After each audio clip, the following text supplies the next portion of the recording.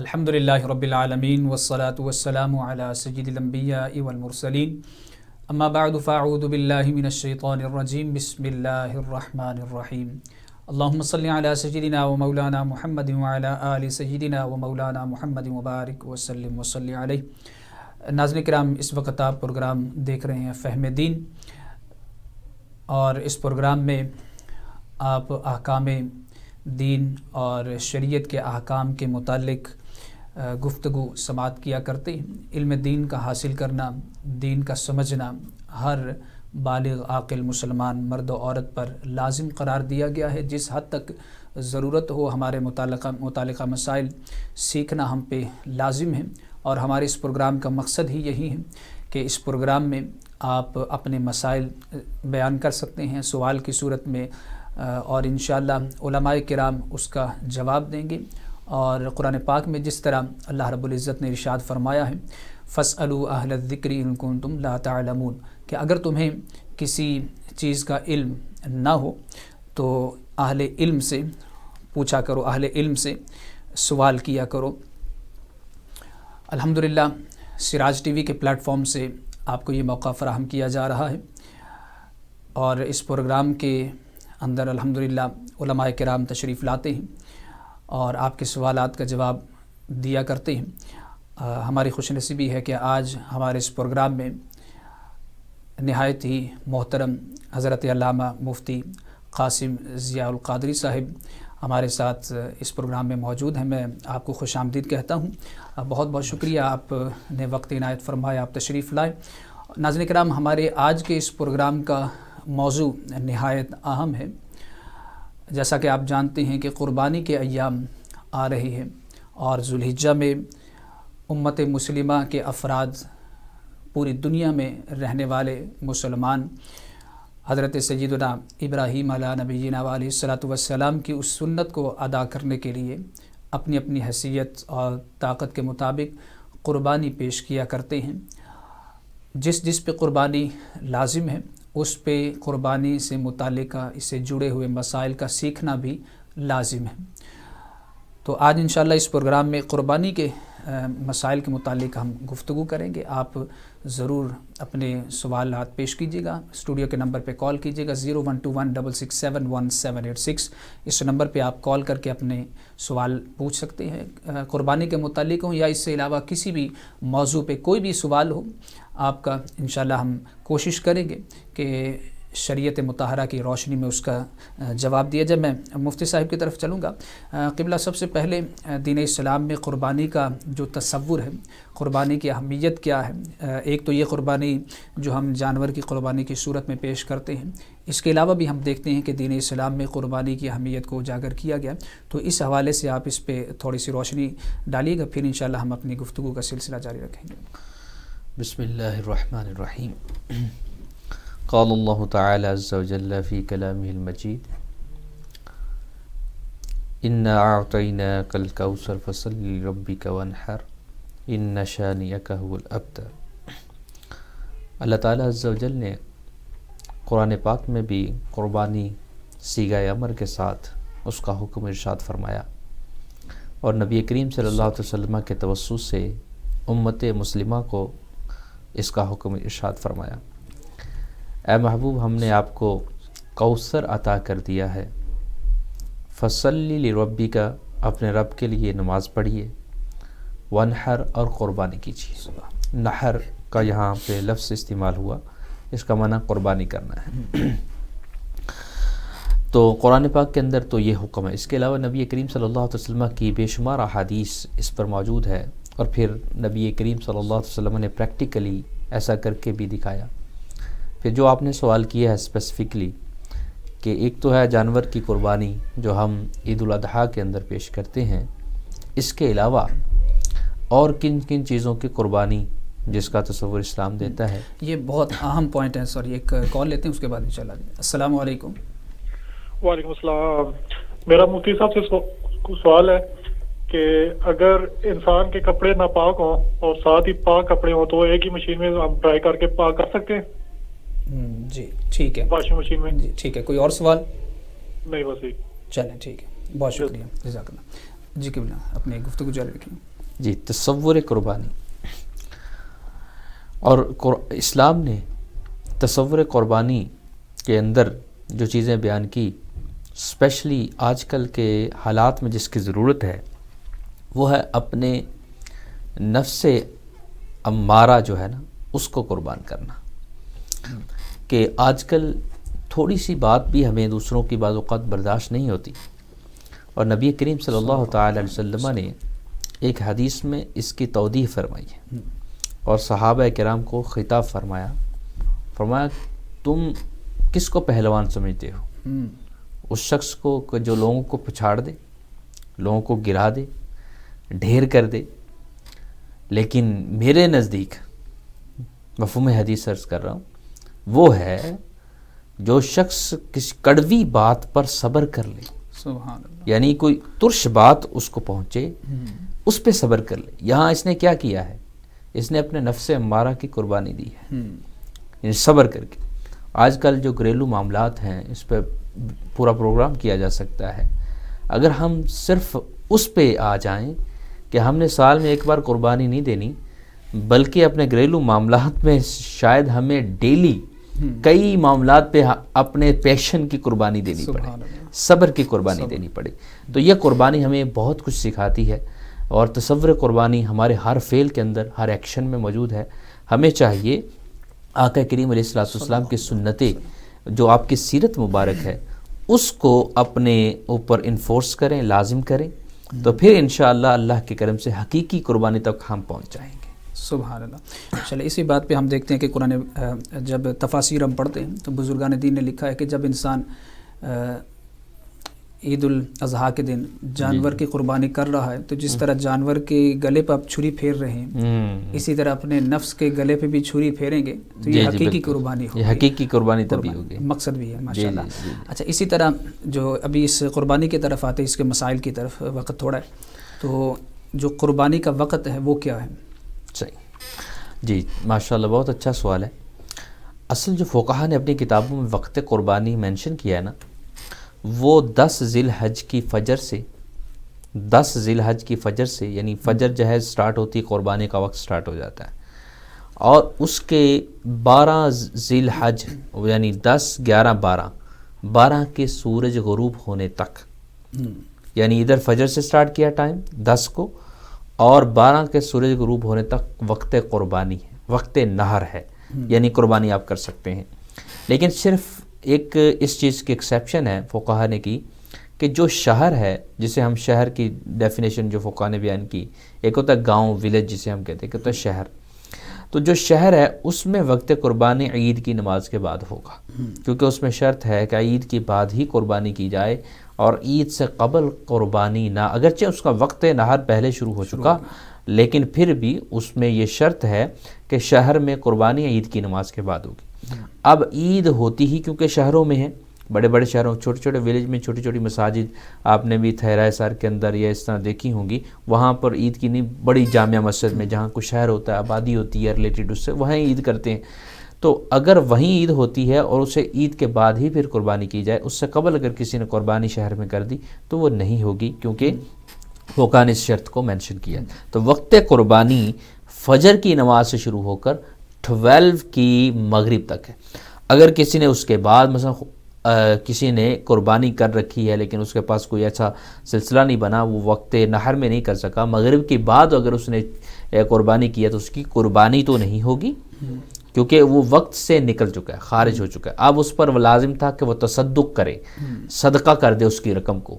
اب اس پہ لازم قربانی نہیں ہے کیونکہ وقت کے اندر شرط تھی، تو وقت گزر چکا. اسی طرح ہی جس نے فجر سے پہلے کر دی یا شہر میں ہے عید سے پہلے کر دی، اس کی قربانی بھی قربانی نہیں ہوگی، کیونکہ اس نے وقت تھا جو اس سے قبل کر دی ہے. اسی طرح ہی یہی وقت قربانی کا فرض کرنے کا وقت ہے. کسی شخص کے پاس پہلے مال نہیں ہے، کوئی مال نہیں اس کے پاس، لیکن اس کے پاس مال آیا فجر کے بعد 10 کو، وہ عیدی کی شکل میں آیا. خصوصاً یہ جو ہمارے یو کے میں رہتے ہیں لوگ، بالغ بچے اگر ہیں گھر میں، وہ اپنا اگرچہ ارننگ نہیں کرتے، لیکن عید کے وقت چاچے تائے ادھر ریلیٹیوز نے ان کو عیدی اتنی دے دی کہ وہ 300 پاؤنڈ تک پہنچ گئی. جیسے ہی ان کی عیدی 300 پاؤنڈ تک پہنچ گئی تو وہ اب مالک نصاب وہ ہو چکے ہیں. ماشاءاللہ. تو اب پہلے تو ان پہ قربانی فرض نہیں تھی کہ وہ 10 پاؤنڈ 20 پاؤنڈ وہ لیتے تھے اور وہی خرچ کر دیتے تھے. صحیح. تو لیکن اب ایک دم ان کے پاس 300 پاؤنڈ آ گئے تو اب کیونکہ وقت نہر میں ہی مال نصاب آ چکا تو اس پہ قربانی بھی فرض ہو چکی. صحیح. تو یہ وقت کے حوالے سے اس پہ کلام جاری رکھیں گے. کالر ہمارے ساتھ ہے. السلام علیکم. جی وعلیکم السلام. جی میرے بھائی. جی میں سوال بتائیے گا. بات کر رہا ہوں سر. جی جی میرا سوال ہے. جی میرا سوال یہ ہے کہ جس طرح ہم قربانی کے مختلف حصے کرتے ہیں، رشتہ داروں کا حصہ، غریبوں کا حصہ اور ایک اپنا حصہ، تو سوال یہ ہے کہ اگر ہم تمام گوشت بانٹ چکے ہوں، اس کے باوجود اگر کوئی حقدار آ جائے تو جو ہمارا حصہ ہوتا ہے اس میں سے ہمیں دینا چاہیے یا تب منع کر دینا چاہیے؟ ٹھیک ہے چلیں ٹھیک ہے بہت شکریہ. جی ابھی یہ 2 سوال لے لیتے ہیں تو اس پہ انشاءاللہ پھر اپنی گفتگو. یہی سوال کہ انہوں نے پوچھا کہ قربانی کے حصے ہم کر دیتے ہیں تو جو غریبوں کا دیا، رشتہ داروں کا ان کا دے دیا، جو اپنا حصہ تھا اس میں اگر ہم دینا چاہیں تو کیا دے سکتے ہیں؟ جی اصل میں جو تصور ہے نا 3 حصوں کا، وہ یہ دیا گیا کہ کیونکہ قربانی کی سارے کا سارا گوشت اس کے مالک آپ ہیں. اسلام نے یہ کہا کہ سارا خود ہی نہ کھاؤ، کچھ نہ کچھ دو بھی. تو وہ ریکمنڈیشن ہے 3 حصوں میں کرنے کی. اچھا. فرض اور واجب حکم نہیں کہ 3 حصوں میں کر دو، ایک فقراء کے لیے، ایک رشتہ داروں کے لیے، ایک اپنے لیے. کیونکہ مالک آپ ہیں، آپ جس کو چاہیں سارا دے دیں. جیسے خصوصاً ہم اجتماعی قربانی اکٹھیاں کلیکٹ کرتے ہیں، اس میں کیا ہے UK والے ہمیں قربانیاں دیتے ہیں، ہم قربانیاں وہاں افریقہ میں یا پاکستان کے اندر کرتے ہیں، تو اس میں تو اس کا کچھ حصہ بھی UK والے نہیں لیتے. تو لہٰذا تصور یہ تھا کہ اگر آپ اتنا جذبہ رب تعالیٰ نے دیا ہے اور اتنا مال دیا ہے، پوری کی پوری قربانی غریبوں کو دے دو، یہ تو زیادہ بیٹر ہے، سبحان یہ تو زیادہ اچھا ہے. وہ 3 والا تو ان کے لیے تھا حکم، وہ لوگوں کے لیے کہ جو بیچارے مالک ہیں قربانی کے لیکن خود ہی سارا کھانا چاہتے ہیں. کیونکہ تصور قربانی کے گوشت کا مالک وہ اونر ہے جس نے قربانی دی ہے، وہ خود سارے کا سارا کھا سکتا ہے، اس میں کوئی حرج نہیں ہے. سارے کا سارا گھر پہ لگا سکتا ہے، اسٹور بھی کر سکتا ہے، کوئی 6 مہینے تک کھاتے رہے، کوئی اگرچہ شرند کر سکتا ہے. لیکن اس نے حدیث پاک کی ریکمنڈیشن پہ صرف عمل نہیں کیا، ایک مستحب اور اچھے فعل پر اس نے عمل نہیں کیا. کیونکہ مالک خود ہے، خود وہ کھا بھی سکتا ہے، اسٹور بھی کر سکتا ہے جس کے لیے چاہے، لیکن ساری کی ساری دے دے اللہ کے راستے میں، یہ تو زیادہ اچھا ہے، یہ زیادہ اولا ہے. جیسے ہم قربانی کلیکٹ کرتے ہیں اور ان کو کچھ بھی نہیں پہنچتا، ایک ہڈی بھی نہیں آتی، وہ سارے کے سارے ہم غربا میں تقسیم کر لیتے ہیں، تو یہ زیادہ اچھا ہے کہ ان کی قربانی بھی ادا ہوگی اور ان کے سارے گوشت کا تصدق بھی ہوگا. تو ان کو 2 ثواب گویا کے ملتے ہیں. تو یہ بھائی نے پوچھا جو کہ وہ میرا جو حصہ ہے کیا ان میں سے پورے کا پورا حصہ آپ دے سکتے ہیں؟ کوئی مسئلہ نہیں، منع کرنا ضرور یہ نہیں ہے، منع نہ گنجائش ہو تو دے سکتے ہیں. جی بالکل دے. ایک کالر ہمارے ساتھ ہیں. السلام علیکم. وعلیکم السلام. جی میرے بھائی، کون کہاں سے بات کر رہے ہیں؟ جی میں طالب حسین بات کر رہا ہوں برمنگھم سے. جی فرمائیے گا. جی میرے مفتی صاحب سے 2 سوال ہیں. جی. ایک سوال یہ ہے کہ جیسے کہتے ہیں کہ نماز کے دوران آپ پینٹ فولڈ کر کے نہیں پڑھ سکتے، تو ایک بندے نے نماز پڑھ دی، جب نماز پڑھ چکا، کمپلیٹ کر چکا، تو پھر اس نے دیکھا کہ میری پینٹ جو سی ہے وہ فولڈ تھی، تو اب کیا اس کی نماز ہو جائے گی یا اس کو دوبارہ پڑھنی پڑے گی؟ اور ایک کوسچن یہ تھا کہ کارپیٹ پاک کرنے کا کیا طریقہ ہے کہ اگر آپ کو 100% شور بھی نہ ہو کہ اسی جگہ سے کارپیٹ نہ پاک ہے تو کیسے پتہ چلے گا اور کیسے کارپیٹ کو کیسے پاک کیا جائے؟ ٹھیک ہے بہت شکریہ. ابھی آپ کو جواب دیتے ہیں. ٹھیک ہے بہت شکریہ جزاک اللہ. جی قبلہ اس سے پہلے ایک سوال آیا تھا کہ وہ بھی کپڑے پاک کرنے کے حوالے سے اور یہ بھی، تو ان دونوں کو اکٹھا کر لیتے ہیں کہ ایک تو یہ بتائیے گا کہ کپڑے پاک کرنے کا طریقہ کیا ہے پہلے، اگر کوئی کپڑے کا حصہ ناپاک ہو جائے اس کو پاک کرنے کا شرعی طریقہ کیا ہے؟ جی جہاں جس حصے پہ یقینی طور پر معلوم ہے کہ نجاست یہاں گری، اسی حصے کو لے لیں. اگر نجاست مرعی ہے، نظر آنے والی نجاست جس میں خون ہے، جس میں پخانہ ہے، یہ نجاست مرعیہ کی قسمیں جو نظر آتی ہیں، تو نجاست مرعی میں شریعت کی صرف اتنی قید ہے کہ اتنا اسے دھوئیں کہ اس کا اثر زائل ہو جائے. نجاست زائل ہو گئی، آپ کے سامنے یعنی نکل گئی ہے کپڑے سے، کپڑا پاک ہو گیا. ایک ہے نجاست غیر مرعیہ، امپیورٹی وچ وی کین ناٹ سی، ہم اس امپیورٹی کو دیکھ نہیں سکتے، اس جو امپیورٹی نظر نہیں، جیسے پیشاب ہے اس کے اندر، اس کے لیے شریعت نے شرط رکھی ہے کہ 3 بار اسے دھوئیں اور 3 بار اتنا نچوڑیں کہ آخری حد جو نچوڑنے کی حد ہے، صحیح، یعنی سکیوز اتنا سکیوز کریں جو اس کی آخری حد جتنا آپ کر سکتے ہیں اتنا کریں. ہر بار دھوئیں پھر سکیوز کریں، پھر 3 بار ایسا کر لیں. تیسری بار کرنے سے آپ کے ہاتھ بھی پاک ہو جائیں گے اور جو کپڑا ہے وہ بھی پاک ہو گیا، یہاں جہاں اس کا پانی گر رہا ہے وہ بھی پاک ہو گیا. صحیح. یہاں پہ ایک کنفیوژن پیدا ہوتی ہے، جب وہ فرسٹ ٹائم دھوتے اور نچوڑتے ہیں نا، وہ سمجھتے ہیں ہاتھ کو لگ گیا پانی، اب ہاتھ بھی دھوئیں اور وہ جہاں گرا اس کو بھی دھوئیں، تو وہ کپڑا ہاتھ سے چھوٹ گیا، ہاتھ دھونے کے گئے اور لمبے چکر وہ زیادہ نجاست گئی پھیل. ایسی یہ آپ کو ہاتھ دھونے کی ضرورت ہے، کیونکہ جو 3rd ٹائم شریعت نے رکھا ہے نا اس میں آپ کی ہر چیز پاک ہو جانی، صحیح. لہذا آپ کو دھونے کی ضرورت نہیں. جب آپ نچوڑ رہے ہیں نا تو آخری جو سکیوز ہوگا آپ کا سکیوزنگ، اس کے اندر آپ کا ساری چیزیں پاک ہو جائیں گی. صحیح. تو اسی صورت میں اگر ناپاک اور پاک کپڑے اگر اکٹھے کر کے کر رہے ہیں جی جی تو پھر بھی یہی حکم ہے. دیکھیے پاکستان کی جو مشینیں ہیں نا، میں نے ایک مرتبہ یہ مسئلہ بیان کیا تھا اور پھر دوسری مرتبہ میں نے ایکسپلین کیا، اس پہ میرا فتویٰ بھی ہے سیکرز پاتھ پہ انگلش کے اندر. جو پاکستان کی مشین ہے اس میں ہم یہ اکٹھا نہیں کر سکتے.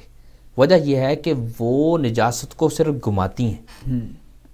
آپ نے دیکھا نا پاکستان کی مشینیں، جی جی، وہ اس میں پانی صرف ایک ٹھہرا ہوا پانی ہوتا ہے، وہی ہی گھومتا ہے. جو ادھر کی مشینیں نا یہ پانی لیتی ہیں، پانی لیتی ہیں، اسے دھوتی ہیں، پھر اسے سکیوز کر کے نکالتی ہیں، صحیح. پھر دوسری بار لیتی ہیں، پھر تیسری بار لیتی ہیں.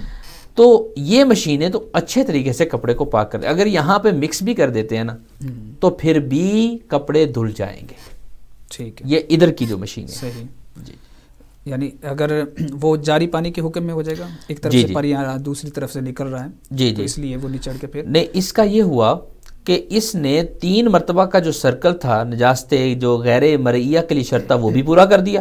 جاری پانی کے حکم میں نہیں آیا اگرچہ، کیونکہ یہ ٹھہراتی ہے پانی کو اندر، گولتی پھر نکالتی. جاری تو یہ ہے نا کہ وہ کنٹینیوسلی جاری رہا، ادھر سے نکل رہا ہے، ادھر سے آ رہا ہے، ادھر سے نکل رہا ہے. اس میں ہوا یہ کہ شریعت مطہرہ نے جو شرطیں تھیں نا مریا اور غیر مریا کی، وہ دونوں پوری ہوگی. غیر مریا میں تو اتنا تھا نا کہ نجاست زائل کرنی، وہ تو اس نے زائل کر دی، کپڑے تو اس نے نکھار دیے. صحیح. مریا تو اس کے اندر دھلی گئی، صحیح، وہ تو زائل کر کے اس نے جوڑ کے نکال دی. جو شریعت نے شرط قرار دی غیر مریا نجاست کے لیے کہ 3 بار نچوڑیں، وہ بھی یہ کام کر رہی ہے. تو لہٰذا نجاست مریا اور غیر مریا دونوں کو یہ والی مشین جو UK میں چلتی ہے، اس کا کوئی اسپیسیفک مجھے نام تو نہیں آتا، بس یہ جو واشنگ مشین یہ جو جہاں چلتی ہے وہ دھو دے گی کپڑے. ٹھیک ہے. اچھا، اگر یہی کپڑے کسی نہر پہ یا جاری پانی جہاں پہ دریا وغیرہ پہ ہو، جی جی، تو اس میں ڈال کے بھی نچوڑنا شرط ہے یا اس میں ڈال کے چھوڑ دے تو وہ پاک ہو جائیں گے؟ جاری پانی کا جو حکم ہے اس میں اگر آپ ڈال دیں اور آپ کو اتنا یقین ہو جائے کہ نجاست بہہ گئی ہے تو پھر ایسی صورت کے اندر جو کپڑے ہیں وہ پاک ہو جائیں گے. اچھا، یہ اگر اتنا یقین ہو جائے کہ نجاست بہہ گئی ہے، جی تو کیا وہ صورت ہم گھر میں بھی اگر مثال کے کسی برتن میں بالٹی وغیرہ میں کپڑے ڈال کے ٹوٹی کھول دیں ہم 10 منٹ کے لیے، جی جی، اور پانی ادھر سے آ رہا ہے دوسری طرف سے نکل رہا ہے، بہہ رہا ہے، بالکل اس صورت میں بھی ہو جائے گا؟ بالکل پاک ہو جائیں گے، اس صورت میں بھی پاک بالکل پاک ہو جائیں گے، کوئی حرج نہیں. کوئی کپڑے وغیرہ پاک، اپنا ہاتھ وغیرہ پاک کرنے کی بھی ضرورت نہیں؟ اگر آپ نہیں، بالکل آپ نے چھوا ہی نہیں، پانی میں ڈالا، اچھی طرح ڈبو دیا اور ایک طرف سے آپ نے کہا وہ جاری پانی کے حکم میں آ گئی. جب یقین آپ کو ہو جائے گا کہ نجاست بہہ چکی، بالکل کپڑے پاک ہو جائیں. اچھا، اسی طرح انہوں نے سوال پوچھا کہ چلیں اسی میں کارپیٹ کا بھی لے لیتے کہ کارپیٹ اگر ناپاک ہو جاتا ہے، اور یہاں پہ تو ہمارے ہر جگہ پہ کارپیٹ ہی ہوتا ہے. جی، کارپیٹ ہی ہوتا ہے. ٹھیک ہے. اب کارپیٹ ناپاک ہو گیا تو اس کو پاک کرنے کا طریقہ؟ جی، کارپیٹ کو پاک کرنے پہلے بہت مشکل تھا، کیونکہ فقہا نے کارپیٹ جب نیا چلا نا اس وقت نئے فتوے بھی علماء کرام نے اس پہ دیے کہ اس کو رکھ دیں، کھڑا کریں، نچوڑیں اور اتنا کہ خود بخود اس کے قطرے ختم ہو جائیں. وہ پاکستان میں ہی ہو سکتا تھا، لیکن آج کل کچھ مشینیں بھی ایسی آ گئی ہیں. وہ کیا کرتی ہیں کہ کارپیٹ پہ پہلی بات ہے، جو بھائی نے پہلے ایک سوال کیا وہاں پہ ضروری ہے اسے ہائی لائٹ کرنا. بھائی نے سوال یہ کیا تھا کہ اگر شور بھی نہ ہوگا نجاست کہاں گری؟ پہلی بات ہے نجاسات کے جو مسائل ہیں نا، طہارت اور نجاسات کے مسائل، یہ یقین پر مبنی ہونے چاہیے. صحیح. آج جو بھی بندہ مریض بنتا ہے نا وسوسوں کا، اس بیچارے کو شاید یہ مسئلہ نہیں پتا، وہ صرف ڈاؤٹس پر اپنی بازو دو رہا ہوتا ہے، اپنے یعنی وضو کے اندر دوبارہ 40 منٹ وہ اپنے نکلتا نہیں بیچارہ واش روم سے، وہ ڈاؤٹس اتنے اس کو کریٹ ہو چکے ہوتے ہیں. وہ یہ مسئلہ یاد کر لے، جب تک آپ کو یقین نہ ہو کہ نجاست میرے واقعی لگی، یقین کتنا کہ آپ قسم اٹھا سکیں رب کی، اس وقت تک آپ پر نجاست کو زائل کرنا فرض اور واجبی نہیں. سبحان اللہ. کیونکہ نجاسات کے مسئلے یقین سے تعلق رکھتے ہیں، ڈاؤٹس پر نہیں. ایون کہ 50-50 بھی ہے نا تب بھی نہیں، کیونکہ 50 یقین ہوتا ہی نہیں، 50 تو شک میں رہتا ہے. 50-50 بھی 50-50 والے پہ بھی آپ پر دھونا فرض اور واجب نہیں ہے. ایون وضو بھی دہرانا فرض اور واجب نہیں ہے اگر 50-50 ہے. جب تک آپ کا 50 سے بڑھ کر ظن غالب یا یقین تک مسئلہ نہیں جاتا، تب تک آپ کو دھونا فرض ہی نہیں. آپ نمازیں پڑھیں بالکل یقین سے پڑھیں، بالکل آپ کی نمازیں ہوں گی. ٹھیک ہے. ہاں اگر آپ یقین ہے آپ کو کہ واقعی نجاست گری ہے، اب جگہ کا تعین نہیں، ایسی صورت کے اندر ظن غالب دیکھیے کہ زیادہ آپ کا چانس، آپ کا زیادہ ذہن کدھر جاتا ہے کہ نجاست کہاں گری ہوگی، اس جگہ پر وہ مشین جو ہے پانی بھی پھینکتی ہے اور پھر نچوڑتی بھی ہے. وہ خاص قسم کی مشین ہے، وہ پانی پھینکتی ہے اور نچوڑتی ہے، جو ویکیومز ہوتے ہیں، ویکیومز اس کے اندر ہوتا ہے. تو وہ مشین کے ذریعے کارپیٹ کو دھویا جائے. انشاءاللہ 3 بار ایسا کر لیں تو کارپیٹ پاک ہو جائے. پاک ہو جائے گا ماشاءاللہ. اچھا، اسی طرح انہوں نے ایک اور سوال پوچھا تھا کہ نماز کی حالت میں جیسے پینٹ وغیرہ ہوتی ہے تو نیچے سے فولڈ کرتے ہیں، جی اور اسی طرح شلوار وغیرہ پہنی ہو تو اوپر سے بھی فولڈ کرتے ہیں، تو اس نماز کا حکم کیا ہے؟ جی حدیث پاک کے اندر آیا امرت ان اسجد علی 7 عظمین. نبی کریم صلی اللہ علیہ وسلم نے فرمایا مجھے حکم دیا گیا میں 7 ہڈیوں پہ سجدہ کروں، اور مجھے منع کیا گیا ان اکف ثوب، کہ میں کپڑے کو جو اڑیسوں، اڑسنا اسے کہتے ہیں اردو میں، اور ویسے فولڈنگ کہتے ہیں انگلش میں، کہ کپڑا کسی بھی صورت میں نماز کے اندر عادت کے خلاف لپیٹا نہیں جائے. عادتاً جو آلریڈی سینے میں لپٹا ہوا ہے، عادت میں جیسے دھوتی ایک پہننے کا انداز ہے، اس میں عادت کے مطابق لپٹا ہوتا ہے. عادت کے خلاف کپڑا نماز کے اندر اڑسنا یعنی فولڈ کرنا، یہ کراہت تحریمی کا باعث ہے. یعنی نماز اگر کسی نے ایسے پڑھی ہے، وہ نماز کا دہرانا اعادہ اس کا واجب ہوتا ہے. اگرچہ نماز اپنے وقت میں ادا ہو گئی فرائض و شرائط کے ساتھ، لیکن اس کا واجب ابھی مس ہے، کراہت تحریمی ہوئی تھی، تو وہ اعادہ کسی بھی وقت میں بعد میں کر لے. لیکن ایسا آئندہ نہ کرے، کیونکہ یہ حدیث کے خلاف ہے. اور نبی کریم صلی اللہ علیہ وسلم نے اس میں امر کا صیغہ، لفظ امر استعمال کیا کہ مجھے اس بات کا حکم دیا گیا ہے. اور رسول کریم صلی اللہ علیہ وسلم پر جو احکام اور نواہی ہیں، یعنی اوامر اور نواہی، وہ آپ کے ذریعے امت کو ہوتے. تو امت کو یہ اس بات کا حکم ہے کہ وہ کپڑے کو فولڈ نہ کرے، نیچے سے بھی نہ کرے اور نہ ہی اوپر سے، یعنی یہ جو اوپر سے ہم بیلٹ کی جگہ سے ہم اندر کرتے فولڈ کرتے ہیں، یہ بھی منع ہے.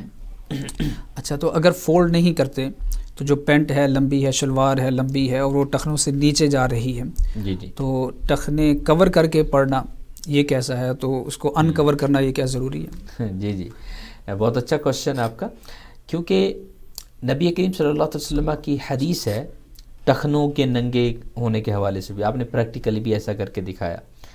وہ سنت مصطفیٰ ہے کہ آپ کے ٹخنے جو ہیں، اینکلز جسے ہم کہتے ہیں، fat ankles should be naked, وہ نیکڈ ہونے چاہیے.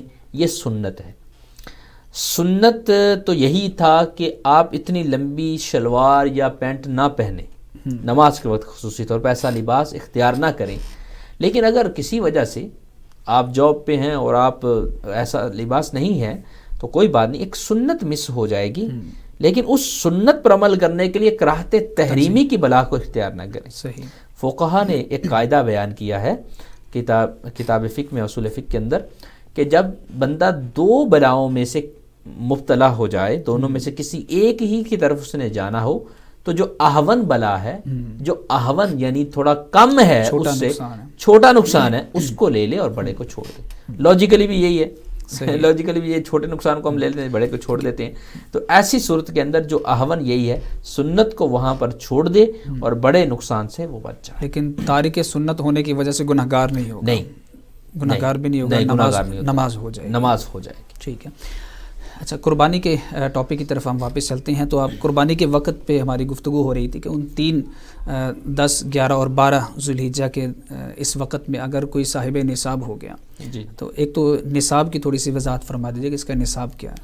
جی، نصاب جو شریعت مطہرہ نے بیان کیا ہے چاندی کا نصاب ہے. قربانی کے معاملے میں ہم چاندی کے ہی کو نصاب کو ہی بیان کرتے ہیں کہ کسی شخص کے پاس 52.5 تولہ سلور، 52.5 تولہ جو ہے، جو تقریباً 11 گرام کے قریب یا 10 گرام کا تولہ مانا جاتا ہے، بنتی ہے.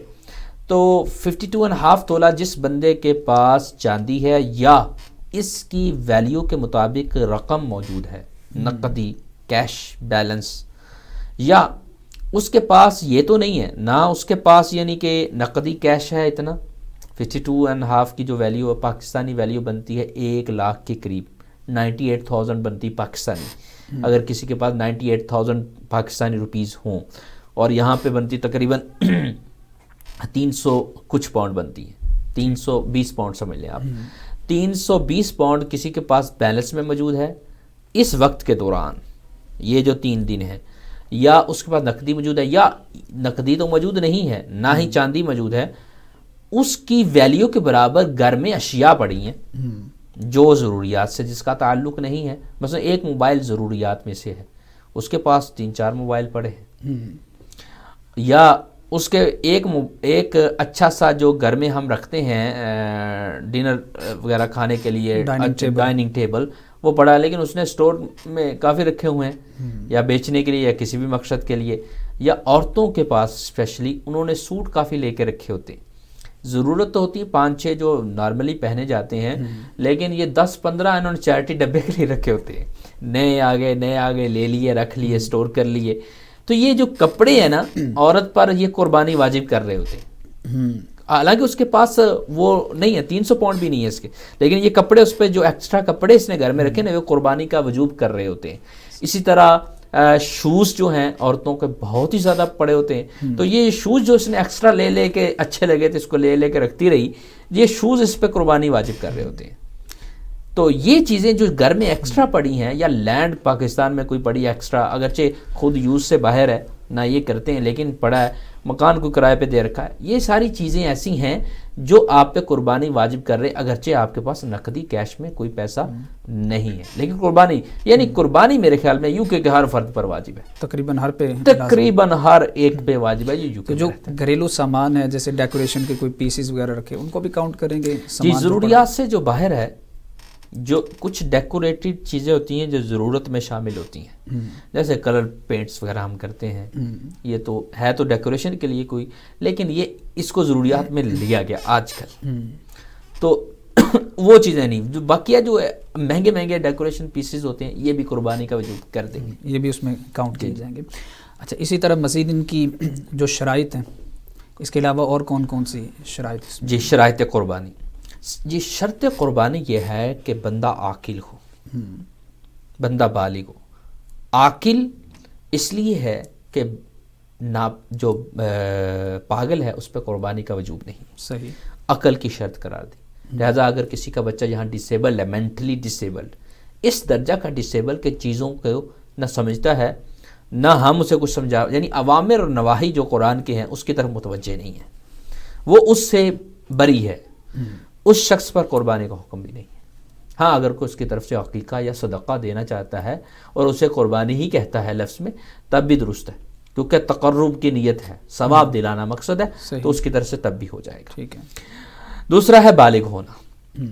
نابالغ پر قربانی نہیں، اگرچہ وہ کتنا ہی امیر ہو. مثلا کسی کا ڈیڈ فوت ہو گیا اور اس کی ساری وراثت اس بچے کو مل گئی، ہے تو بچہ بہت امیر، صاحب نصاب بھی ہے، لیکن کیونکہ نابالغ ہونے پر اس پہ قربانی فرض نہیں. اگر وہ اپنی طرف سے دیتا ہے، خود تو نہیں دے سکتا اپنے مال سے، کیونکہ نابالغ ہے، اپنا ڈیسیژن نہیں کر سکتا اپنے مال کے بارے میں، کوئی اس کی طرف سے دیتا ہے تو تب بھی قربانی ہو جائے گی اس کی، لیکن اس پہ فرض اور واجب نہیں ہے. تیسرا یہ ہے عاقل بالغ مسلمان ہو. مسلمان ہونا بھی شرط ہے. کافر اگر کوئی قربانی دیتا ہے تو اس کی قربانی نہیں. ہاں اگر اس نے کچھ ویسے کچھ چیز دی ہے ذبح کرنے کے لیے اور لوگوں کو وہ گوشت کھلاتا ہے, ٹھیک ہے, اس کی جزا اس کے دنیا میں ہی رب کریم اسے عطا فرما دے گا. لیکن ایک قربانی جو تقرب الی اللہ کے لیے کی جاتی ہے, ثواب حاصل کرنے کے لیے, وہ کافر کی طرف سے ادا نہیں ہو سکتی. اور بقیہ ہے وہ قربانی کی جو شرائط ہیں کہ اس میں جانور کے حوالے سے ہیں کہ جانور کے قیودات موجود ہیں. یہ جو بیسک مین شرطیں تھیں وہ میں نے آپ کو بیان کر دی. مسافر پہ قربانی لازم ہے؟ بہت اچھا سوال آپ نے. مسافر پر قربانی نہیں ہے. مسافر کی ڈیفینیشن کیا ہے؟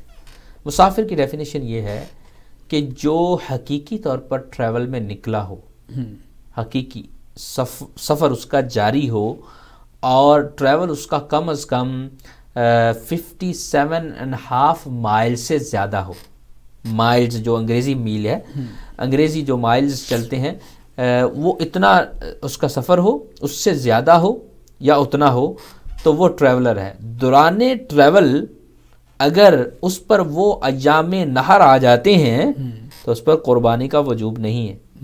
ہاں اگر کسی جگہ پہ وہ ٹھہرتا ہے اور وہاں 15 دن سے زیادہ ٹھہرنے کی اس کی نیت ہے, 15 دن سے زیادہ, اگرچہ اس کا ٹھہراؤ کسی اور مقصد کے لیے, تو اس پر اگر وہ مالک نصاب ہے پیچھے یا موجودہ ابھی جہاں وہ رہ رہا ہے وہاں پر, دونوں صورت میں اس پر قربانی کا حکم ہوگا, واجب ہوگا. اگر کوئی کام کے لیے یہاں پہ آتا ہے 6 مہینے کے لیے, سال کے لیے, ایسے اسٹوڈنٹس آتے ہیں, صحیح, تو ان پہ بھی قربانی بنے گی؟ جی, کیونکہ ان کا یہ وقت اقامت جو سٹے ویزا ہوتا ہے اس میں واضح طور پہ لکھا ہوتا ہے کہ آپ کا اتنا ویزا ہے, ٹھیک ہے. اس ویزا 15 دن سے اگر زیادہ ہے, ان کا ٹھہراؤ اگر 15 دن سے زیادہ, ٹھہراؤ بھی اور ویزا بھی اس کا زیادہ ہے, دونوں صورتوں میں ان پر قربانی کا وجوب ہوگا اگر وہ مالک نصاب ہے. اچھا, وقت کے لحاظ سے آپ نے ارشاد فرمایا کہ 10ویں 11ویں اور 12ویں ذوالحجہ, تو قربانی کرتے وقت کے آغاز کا اور اختتام کا اعتبار جہاں پہ بندہ موجود ہے قربانی کرنے والا وہاں کے وقت کا اعتبار ہوگا یا جہاں پہ قربانی کی جا رہی ہے وہاں کے وقت کا اعتبار ہوگا؟ بہت زبردست کوشچن آپ کا. فقہا نے اس کو بھی واضح کر دیا کہ وقت کا اعتبار جو ہے یہ قربانی جہاں پر ہے وہاں کا اعتبار ہے, جہاں جانور موجود ہے. یہ دیکھیے کہ ایک بندہ ہے ادھر موجود, اس نے اپنی قربانی دی, قربانی اس کی پاکستان میں ہے, اور قربانی جو ہے عید کے بعد ہوتی ہے. عید کے بعد وہاں جب عید ہوگی تو وہاں پر قربانی کا سلسلہ شروع کر سکتا ہے. ادھر تو عید ان کی لیٹ ہوگی, لہذا وہ قربانی وقت جہاں قربانی ہے وہاں پر اس کا اعتبار ہے کہ وہ قربانی اس وقت کے مطابق اس پہ لاگو احکام ہوں گے. ٹھیک ہے. اچھا, اسی طرح ایک اور ضمناً مسئلہ حدیث میں آتا ہے کہ جنہوں نے قربانی کرنی ہے تو وہ 1 ذوالحجہ کا چاند دیکھنے سے لے کر قربانی تک اپنے بال ناخن وغیرہ نہ کاٹیں, تو یہ واجب ہے, لازم ہے, مستحب ہے؟ تو اس پہ تھوڑی سی روشنی ڈالیں. جی, یہ عمل مستحب ہے. نبی کریم صلی اللہ علیہ وسلم کی حدیث موجود ہے, ریکمنڈیشن ہے, یعنی آقا کریم علیہ السلام نے امت کو ایڈوائز کیا, فرمایا گیا, اور حدیث کے اندر اس کے مطابق علماء نے جو شرح کی ہے, مفتی یار احمد نعیمی صاحب نے, انہوں نے لکھا ہے کہ اگر کوئی شخص ایسا کر لیتا ہے, اس حدیث پہ عمل کرتا ہے, بال ناخن نہیں کٹواتا اور پھر عید پڑھنے کے بعد ایسا عمل کرتا ہے, اللہ تعالیٰ وہ غریب ہے, اگر جس نے قربانی دی اسے قربانی کا ثواب عطا فرمائے گا. سبحان اللہ. تو یہ حکم ہے غریب و امیر دونوں کے لیے, جس کی قربانی ہے یا نہیں ہے, دونوں کے لیے حکم ہے, دونوں کو استحباب کا ثواب ملے گا, لیکن یہ فرض اور واجب نہیں ہے. جی, ناخن بال کٹوانا یہ کیونکہ یہ تشابہ بالحجاج ہے, کیونکہ حجاج جو ہوتے ہیں ان دنوں میں حالت احرام کے اندر 8 ذوالحجہ سے احرام باندھتے ہیں اور وہ ان دنوں کے اندر بال ناخن وغیرہ نہیں کٹواتے. ان سے تشابہ پوری امت کو حکم دیا گیا کہ ان سے تشابہ اختیار کریں, کیونکہ وہ نیک لوگ ہیں, وہ فعل حج کے اندر مشغول ہیں. تم بھی سارے ان کے ساتھ تشابہ کرو, ان کی مشابہت کرو, تو تمہیں بھی ثواب دیا جائے گا. تو ان سے بیسیکلی تشابہ کا نام ہے. سبحان اللہ. کن جانوروں کی قربانی کی جا سکتی ہے؟ جانور جو قربان کیے جاتے ہیں نارملی, اس میں اونٹ ہے, کیمل حلال جانوروں میں سے, اور دمبا ہے, بکرا ہے، بھیڑ ہے، شیپ جسے کہتے ہیں، گوٹ کہتے ہیں، اور دمبا، اور اس کے علاوہ بھینس ہے، کاؤ ہے، ان کی قربانی دی جاتی ہے۔ اور ان میں سے بھی کن جانوروں کی جائز ہے اور کن کی ناجائز ہے، اس پر بھی فقہاء نے کلام کیا ہے۔ مثلا جو اونٹ ہے نا، کیمل، اس کی ایج ہونی چاہیے 5 ایئر۔ بیفور 5 ایئر کا جو کیمل ہے وہ ایکسیپٹ نہیں ہے، ایز اے قربانی ایکسیپٹ نہیں ہے۔ ویسے تصدق کے لیے آپ کرنا چاہتے ہیں کر سکتے ہیں، لیکن قربانی کی جو شرط ہے وہ 5 ایئر کی ہے اونٹ کے لیے۔ اور جو کاؤ ہے یا بھینس ہے، جو بفلو وغیرہ، اس کے لیے 2 ایئر کی شرط ہے کہ 2 ایئر سے بیفور اگر کوئی جانور ہے کاؤ کی شیپ کا، وہ ایکسیپٹیبل نہیں ہے۔ آپ کو کم از کم اس کی جو منیمم ایج ہے جانور کی وہ 2 ایئرس ہونی چاہیے۔ اسی طرح جو چھوٹی قربانیاں ہیں جس میں ایک ہی حصہ ہوتا ہے، گوٹ، شیپ وغیرہ، ان میں کم از کم 1 سال کی قید ہے۔ ہاں، شیپ کے بارے میں کہا گیا کہ کیونکہ ان میں وہ اوپر اون وغیرہ ہوتی ہے، اگر کوئی شیپ 6 منتھ کی ہے لیکن اس نے فربا کافی ہے، لگتی وہ سال کی ہے، تو وہ 6 منتھ بھی ایکسیپٹیبل ہے ان قربانی، وہ شیپ ایکسیپٹیبل ہے، وہ دمبا ایکسیپٹیبل ہے۔ لیکن گوٹ کے بارے میں یہ حکم ہے کم از کم وہ 1 سال کا ہو تو وہ تب ایکسیپٹ ہوتا ہے۔ پھر ان جانوروں کے اندر بھی فقہاء نے شرائط لکھی ہیں کہ جانور عیب سے بھی پاک ہونا چاہیے۔ اگر کسی جانور کو آپ نے اسپیسیفائڈ کر لیا ہے قربانی کے لیے تو اس کو دیکھیں کہ وہ ڈیفیکٹ سے فری ہو، ڈیفیکٹ سے پاک ہو، عیب نہ ہو۔ عیب کیا چیز ہے؟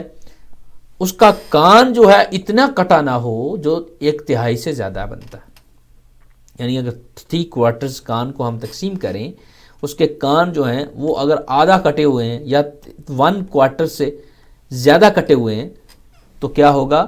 1/3 سے زیادہ، تیسرے حصے سے زیادہ کٹا ہے، یہ عیب والا جانور ہے، اٹس ناٹ ایکسیپٹیبل۔ ایون حلال ہے، اس کو تصدق کے لیے دیا جا سکتا ہے، صدقے کے لیے، قربانی کے لیے ایکسیپٹیبل نہیں ہے۔ ٹھیک ہے۔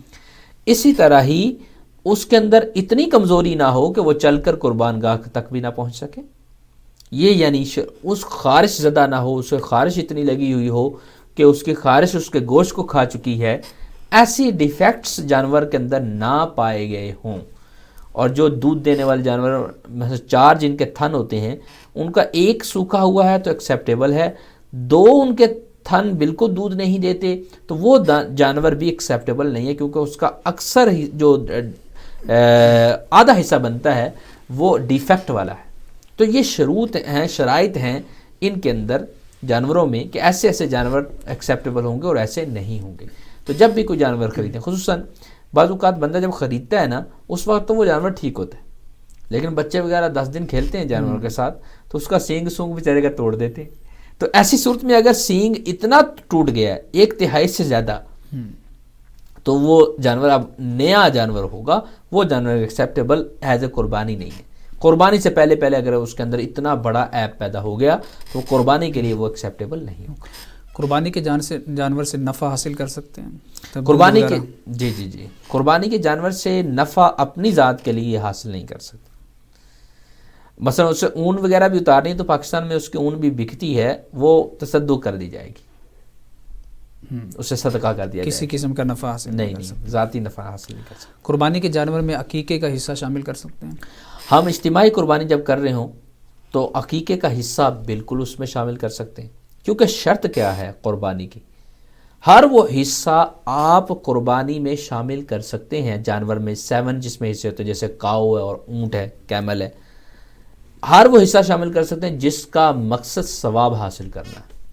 اب عقیقے کا مقصد بھی ثواب کا حصول ہے، جی، اسی طرح صدقے کا مقصد بھی ثواب کا حصول ہوتا ہے، اسی طرح گزشتہ کسی کی قربانی رہتی ہے، اس نے اگر کوئی حصہ شامل کیا ثواب کا حصول ہے، اسی طرح اور کسی نے اپنا ویسے ہی نفلی قربانی پیش کرنی، نفلی قربانی، حالانکہ اس پر اپنی تو واجب تھی، نفلی قربانی یہ پیش کرنا چاہتا ہے والدین کے نام کی، تو یہ اس کا مقصد بھی ان کو ثواب پہنچانا ہے، رسول کریم صلی اللہ علیہ وسلم کے نام کی ہم اکثر کرتے ہیں تو وہ بھی ثواب کا حصول ہے۔ تو یہ ساری چیزیں ہم شامل کرتے ہیں قربانی کے اندر، کیونکہ ان تمام کا مقصد پیچھے تقرب اللہ ہے، تو وہ حصہ ہم شامل کر سکتے ہیں۔ صحیح۔ اسی طرح اگر کوئی ان 3 دنوں میں قربانی نہ کر سکے تو اس کی قضا ہے؟ ہاں جی، اس کی قضا نہیں ہے، قربانی کی قضا نہیں ہے، اتنا ہے کہ اس شخص پر اب ضروری ہے کہ یہ اتنے پیسے کو تصدق علی الفقراء کرے، ان لوگوں کو دے گا جو زکوٰۃ کے اہل ہیں، اسے کہتے ہیں تصدق علی الفقراء، اتنی رقم کو وہ ان لوگوں کو پیش کرے گا۔ تو جو قربانی مس کرنے کا وہ گناہ رہے گا یا اس کا توبہ ہے، متبادل ہو جائے گا؟ جی بہت اچھا سوال ہے یہ بھی۔ اگر کسی نے قربانی مس کر دی اور اس کا اپنا کوئی عذر صحیح تھا تو گناہ نہیں۔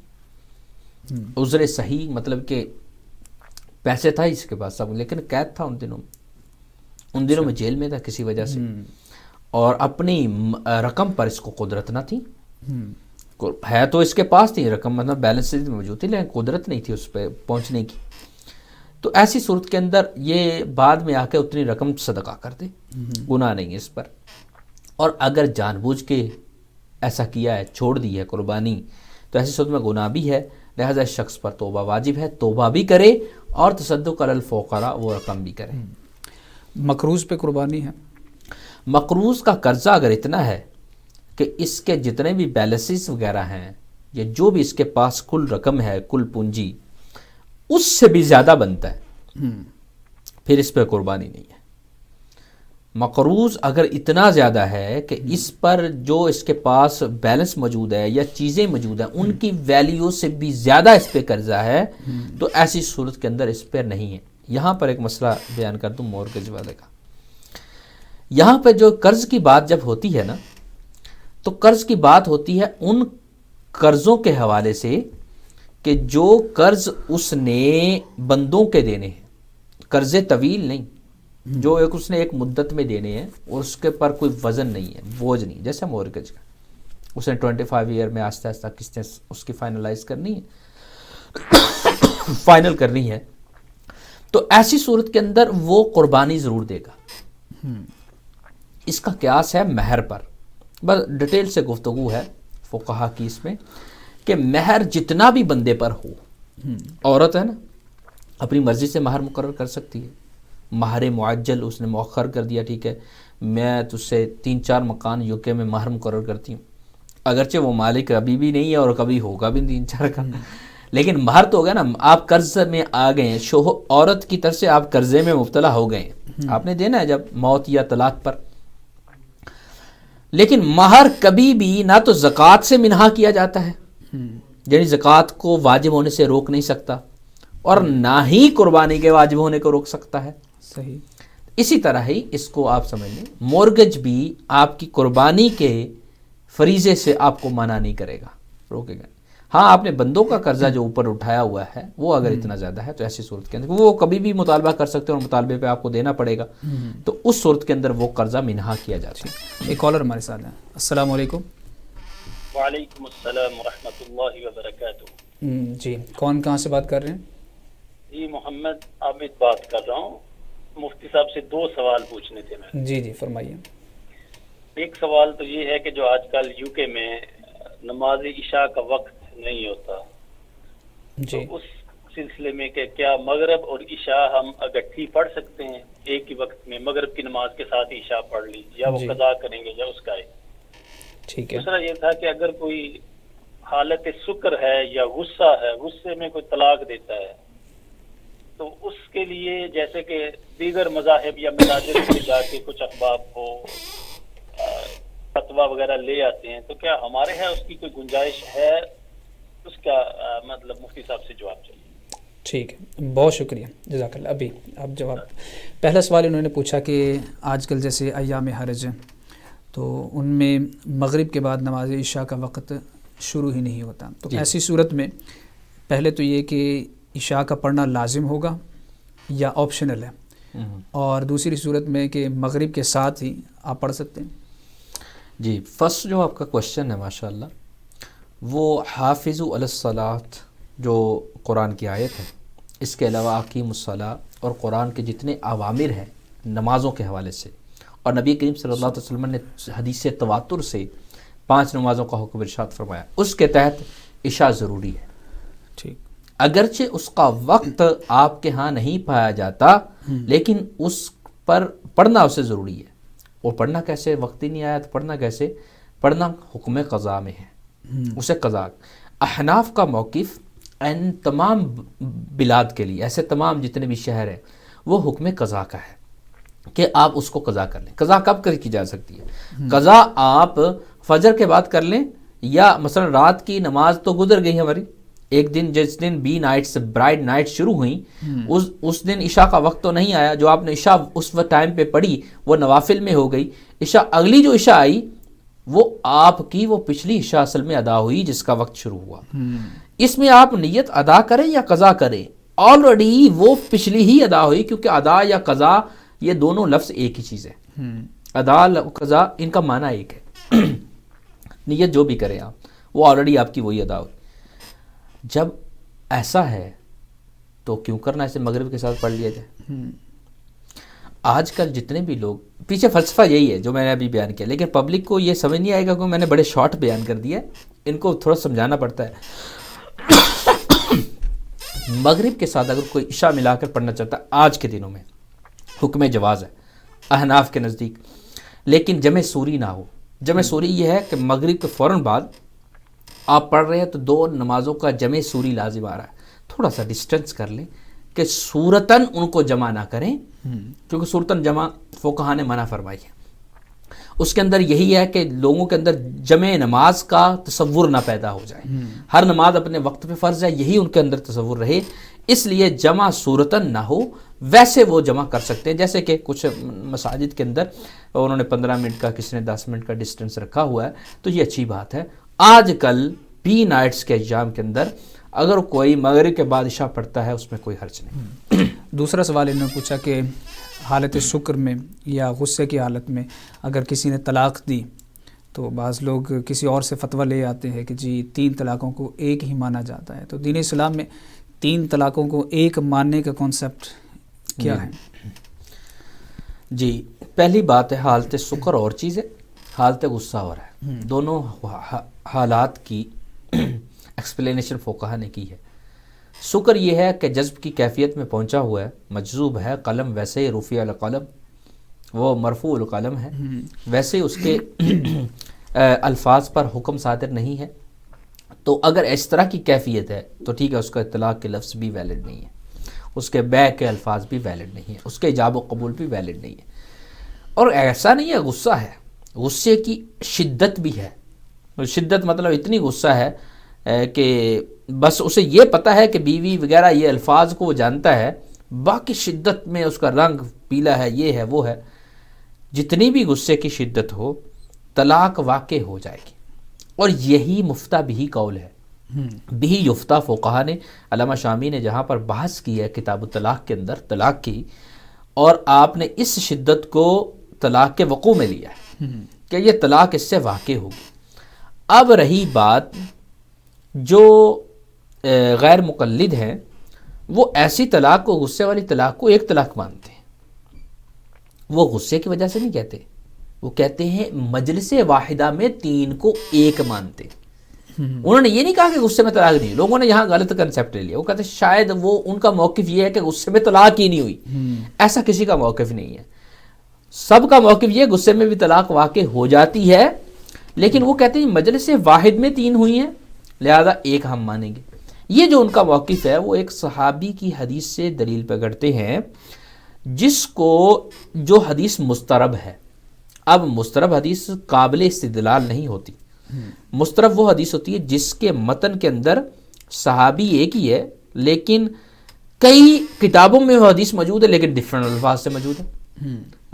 جن کا واقعہ وہ بندہ ایک ہی ہے، وہ جس صحابی کا واقعہ ہے جس سے یہ ہوا، میرے آقا کریم علیہ السلام نے فرمایا اپنی عورت کو واپس لے آؤ، اور اب واقعہ اسی صحابی کا ہے لیکن ہر کتاب میں ڈفرنٹ الفاظ سے آیا.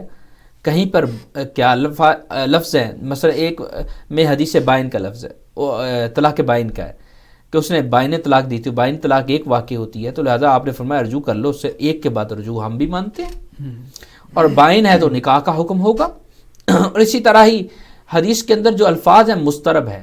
جب مسترب الفاظ کی حدیث آ جائے وہ قابل استدلال نہیں رہتی، کیونکہ اس کے الفاظ ڈفرنٹ جگہ پر جب راویوں نے بیان کیا مختلف ہو گئے. جب مختلف ہو گئے تو اس سے آپ استدلال نہیں کر سکتے. اب کون سی احادیث سے استدلال کریں گے؟ وہ جو اس کے سامنے محکمات ہیں، وہ اگر ساری احادیث چھوڑ دیں آپ اور صرف اس حدیث کو پکڑ لیں جس میں آپ کے مطلب کی بات ہے اور ہے بھی وہ مسترب، اور وہ کون سی وہ حدیث محکمات جس کو مجلس حضرت عمر کے اندر ایک ڈیسیژن کے طور پہ پیش کیا گیا. یہ حضرت عمر رضی اللہ تعالیٰ نے پھر فیصلہ یہ کیا ان تمام راویوں کے حدیث سننے کے بعد، اور قانون بنا دیا، کیونکہ پہلے صحابہ کے فتوے ڈیفرنٹ تھے.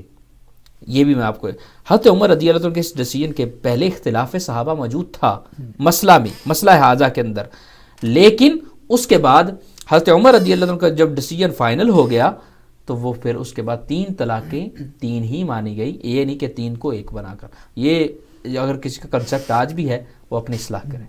چلے بہت اہم موضوع ہے لیکن اس پہ ظاہر ہے بہت وقت درکار ہے، تو قبلہ مفتی قاسم ضیاء القادری صاحب ہمارے ساتھ موجود تھے اور الحمدللہ بہت ہی مدلل گفتگو کی، بہت علمی گفتگو کی. ضرور ہمارے دیکھنے والوں نے اس سے بہت کچھ سیکھا ہوگا. ناظرین کرام، آئندہ پروگرام میں انشاءاللہ دوبارہ آپ کی خدمت میں مفتی صاحب کے ساتھ حاضری کا موقع ملے گا. تب تک کے لیے اجازت دیجیے. السلام علیکم ورحمۃ اللہ وبرکاتہ.